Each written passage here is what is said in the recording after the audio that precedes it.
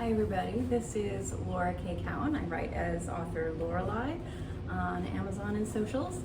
I am doing some readings for my new release, Murder of Crows, The Winged Fox.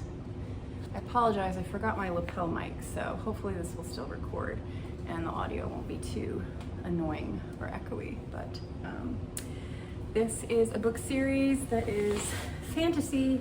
I couldn't decide whether it was contemporary or not because it's not like sword and sorcery, but there are griffins and ancient nature gods and stuff, and it kind of takes place outside of time. So Murder of Crows, you start out in a small town that's stuck in a time bubble, and the adults sold out the kids to try to survive longer by harvesting their life force energy using magic, and that didn't go well. And then the kids turned out not to be actually kids, and the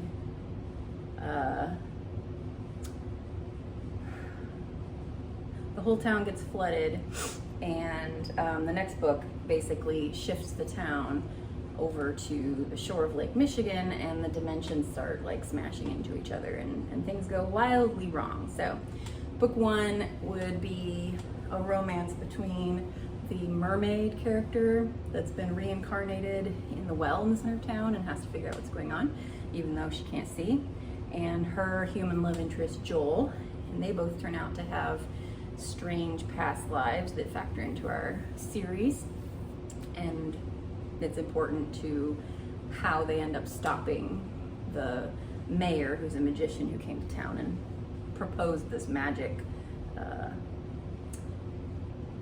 pill, but it really is like a type of mushroom spore that turns them all zombies. So I don't want to give you any more spoilers than that, but it's weird and it's crazy, and it was really fun to write. Book two, we've got Solange, who is the main character from one dimension of Fayetteville, which we've placed near Muskegon, Michigan, which is about halfway up the coast of Michigan, right there. And a lot of my future work is going to be set there because that's where my writing cabin is, which you can rent. It's called Silversides House on Verbo, booking.com, Airbnb. Anyway, I'm going to do some readings. Book two goes through tons and tons of like different dimensions of reality, and book three is where they've kind of frozen everything in place, stabilized everything, and Solange and her love interest from book two, Kung, who is a humanoid but evolved in sort of like a sea creature, kind of like Shape of Water type creature, is helping her rescue her family from his sea queen, who is trying to do something bad and take over some stuff. So in book three, they have a library where Solange's father, Roman, who's like a tree magician. We don't call them witches or magicians, they're just magical humans, because this is like an ability.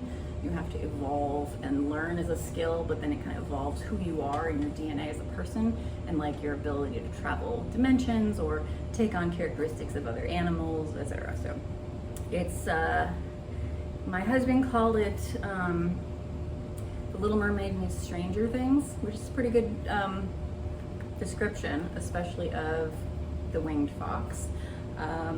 Though now we have human doppelgangers as the main characters. So being able to join their energy together in different combinations helps them do different things to navigate the situation. But there's also a spirit guide who might not be guiding them in the right direction, and a couple of human, I guess you call them witches, but they're magical, evolved human girls that Solange goes into Clarissa's dimension in order to interact with to figure out what's going on. So it's a crazy body-hopping fantasy ride.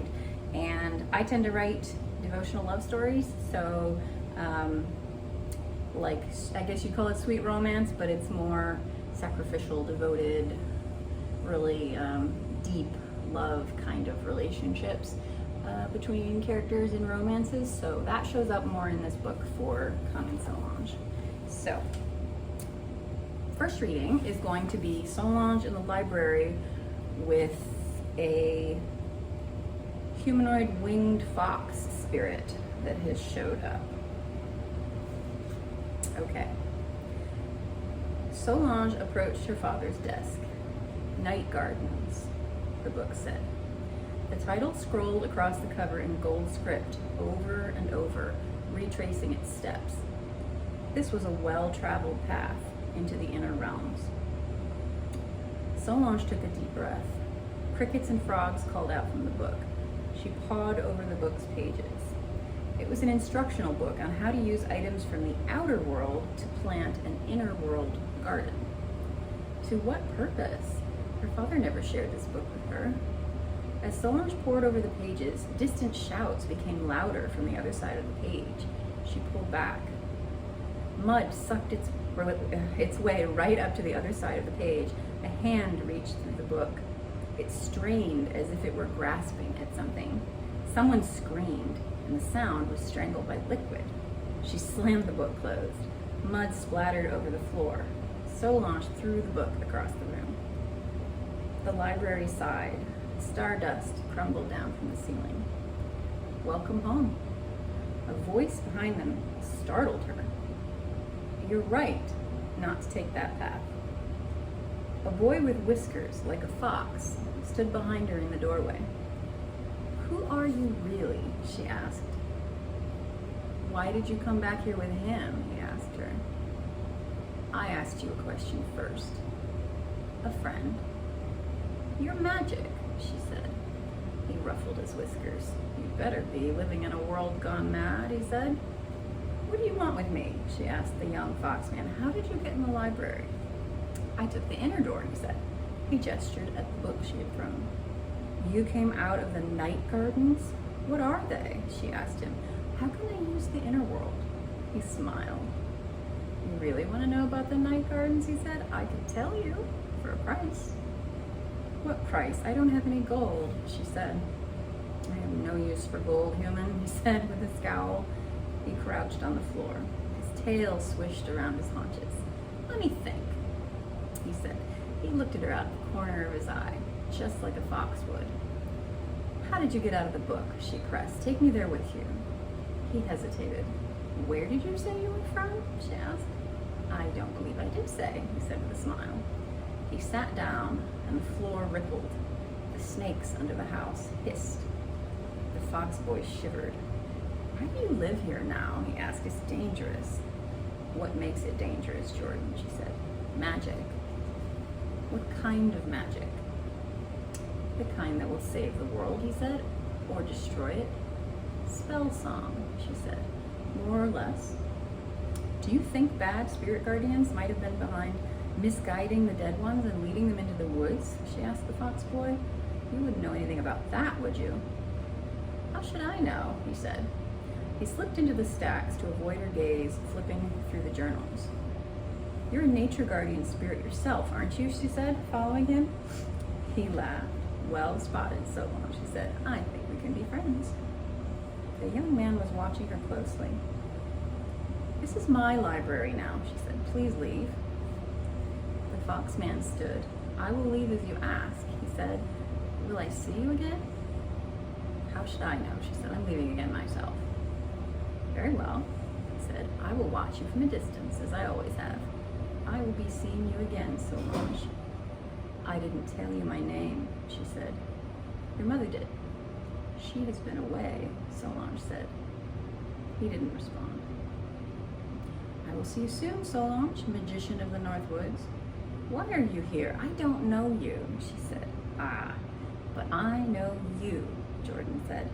He transformed in front of her into the fox with shimmering wings. You're the fox I saw. I am, he said with a snap of his jaws. Why didn't you say hello in the woods? She asked. It's very dangerous out there in the middle realms, he said. I don't think you knew, little magical human, what realm you jumped to when you escaped this place. I'm not one to visit the middle realms without a good reason. Why not? There are only snakes and rodents left in the earth realms, she said, and trees. He flinched. Yes, trees, he said, looking around as if one might slap him. And you know what else? Cats? Ladybugs? Hezru? People, he said. The middle realms are being filled with species dying in the outer worlds. It's never safe to stay in a realm as crowded as this one. It wasn't crowded when I was here. I was all alone, she said. Well, I'm staying alone now, he said. He curtsied. The floor rippled again. Stardust rained down and sparkled over the fox boy's head. He sneezed. I'm leaving, he said to the library. No need to see me out. He turned back and pointed directly at her heart. Go to Ontonagon, he said. That's where you'll find your history and your true magic to help you with your task. What task? But he was gone.